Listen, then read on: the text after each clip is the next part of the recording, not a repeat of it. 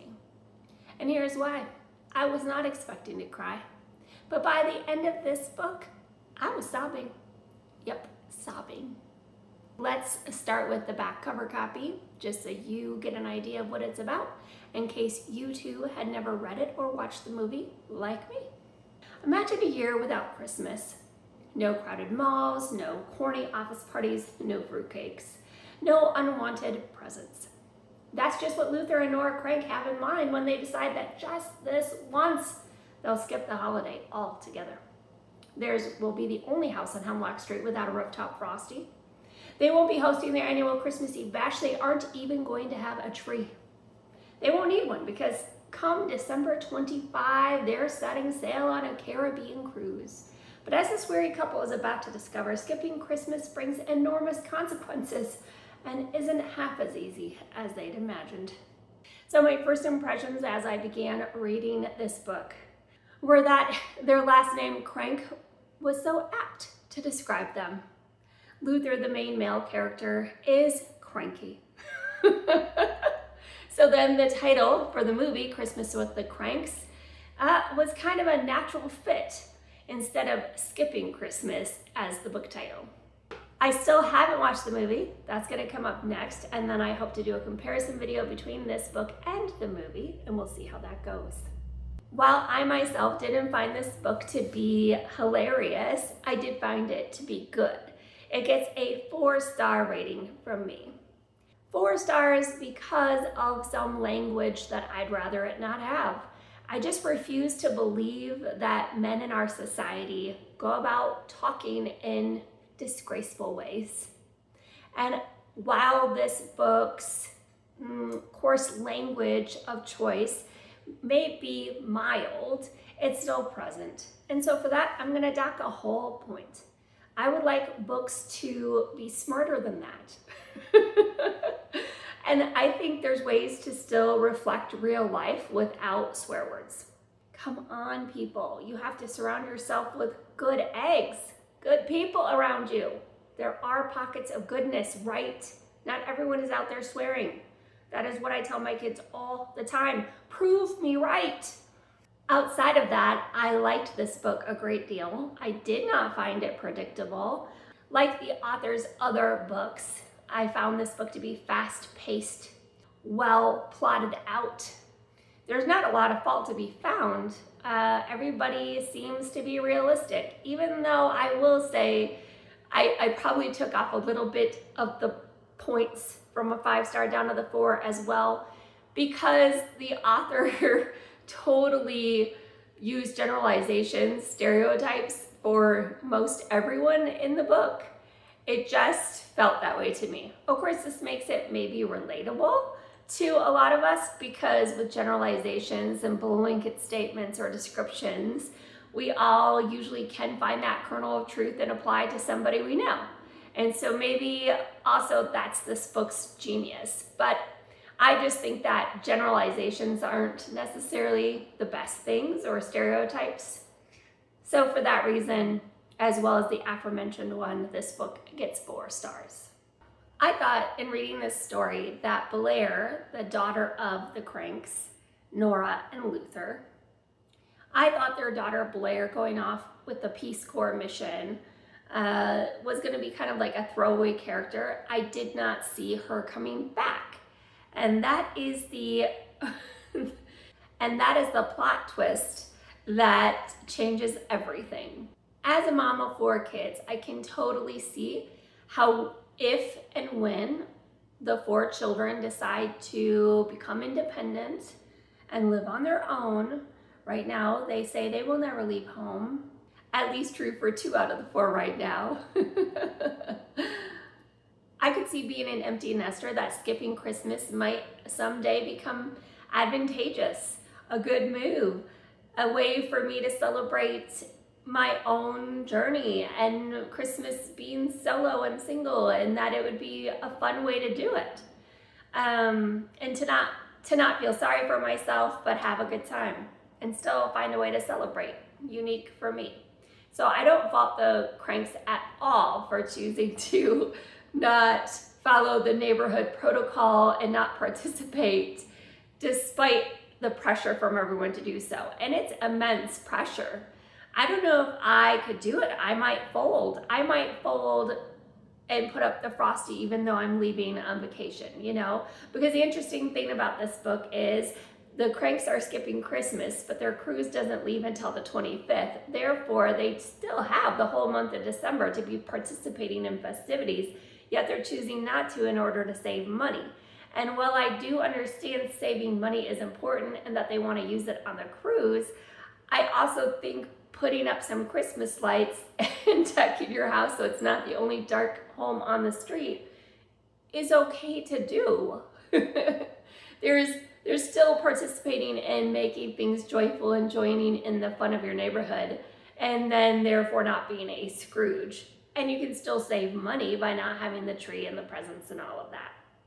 I feel like the Kranks went a little bit too much to one end of an extreme.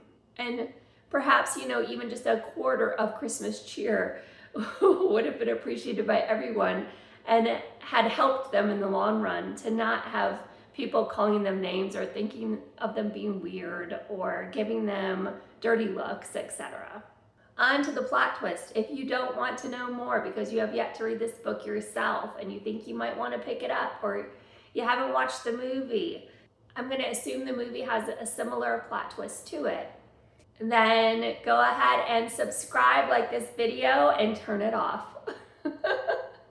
For those of you who don't mind spoilers, then here we go. So Blair, who I thought was the throwaway character just mentioned as a nod to the Kranks being parents, comes back in, like a hurricane. She calls and says she is already in Miami. So on her Peace Corps mission, she was going all the way to Peru in South America. But here she is, it's Christmas Eve, she's heading home, surprise! And not only that, but she is now engaged and has a fiance, a doctor that she met in Peru. Now, for me, I understand how this can happen. And I'm glad that overall her parents are like shocked, a little nervous, but not necessarily about meeting the good doctor, more because they have nothing to show for Christmas. And so I really appreciate that the parents are loving and supportive and caring and switch gears to welcome her home. I relate to Blair a great deal because I once upon a time did missionary work and came back having met a boy, and he and I later did get engaged and married. I can definitely relate to how this whole love at first sight can happen, and that you can hear a voice, I believe it was God in my case, say that's your husband, and you just know. So the whole storyline and the plot twist was plausible to me. How it was handled by the Kranks, though, I'm kind of surprised, because I'm with Luther on this one. He was like, can't we just be honest with her? Because Nora, his wife, is on the phone with Blair and just lies through her teeth. Like, of course I'm baking your favorite pie. Of course Frosty's on the roof. Of course we're having our Christmas party. And so it's funny to me that Nora's gut reaction is just to go along with tradition and to decide they have 8 hours to throw it all together, and they're gonna do it. They're gonna figure it out, even though it's Christmas Eve and the stores are a madhouse. Things are sold out left and right. And how are they gonna get people to come on such short notice for Christmas Eve night? The last quarter of the book then actually became my favorite. And it's because of how the neighborhood pulled together. I really do like that, though the neighbors are kind of judgy of one another and up in each other's business on one hand, when it really matters, they do pull together. That in and of itself could have made me cry. I really appreciate people's kindness. I really appreciate that so much. When people help each other, not lording it over one another, just out of the goodness of their hearts. Of course, in this case, the neighbors did share in laughter and at Luther's expense because they had all given him such a hard time for skipping Christmas. And here he was having to throw it together last minute after all. and he needed his neighbors. There was no way around it. And he knows he's never gonna live this down. Like, this is gonna be Christmas lore on the neighborhood block for years and years and years to come. Oh. But what really got me going, what really made me cry, was a neighborhood couple whose wife was dying, and this is going to be her last Christmas. They lived directly across the street from the Kranks, and they were thinking of going to the party that was thrown together last minute for Blair and her new fiance coming over from Peru, but then decided against it. And then in all the hubbub and hullabaloo going on, Luther manages to go away unnoticed from his party. Walks, or at this point hobbles, across the street due to an injury as he was trying to get everything thrown together last minute. And as he makes his way across the street, this part, perhaps you know what's coming. But in this moment, I still cried like a baby, and it didn't matter that I already knew. So in skipping Christmas, the Kranks had decided to put all their money toward a cruise, as I read to you on the back cover copy. Now they can't go, and they didn't have any trip insurance, and they're not going to be able to get their money back. And so Luther takes their cruise to the neighbor. Such a crybaby.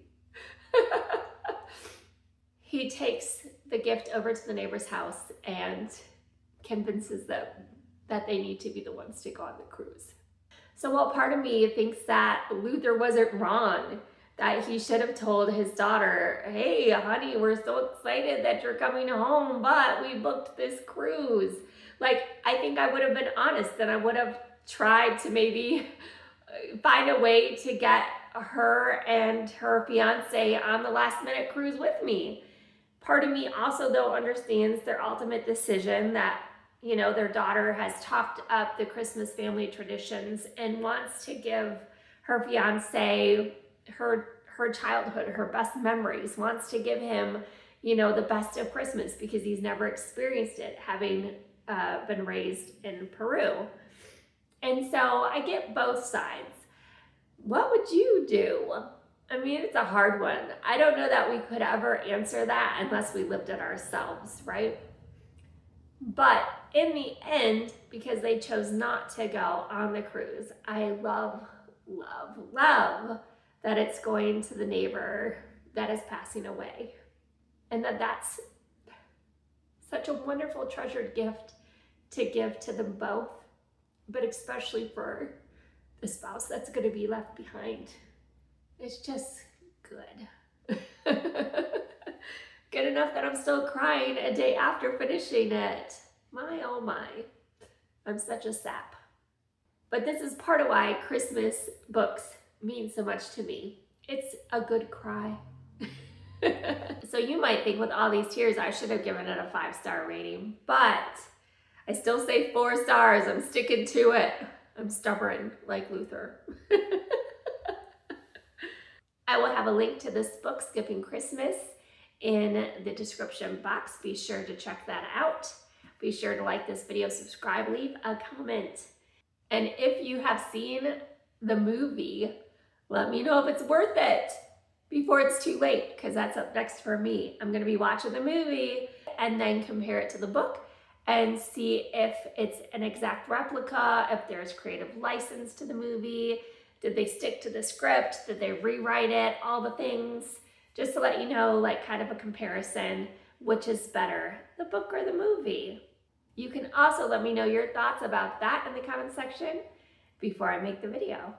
I look forward to the dialogue that's to come.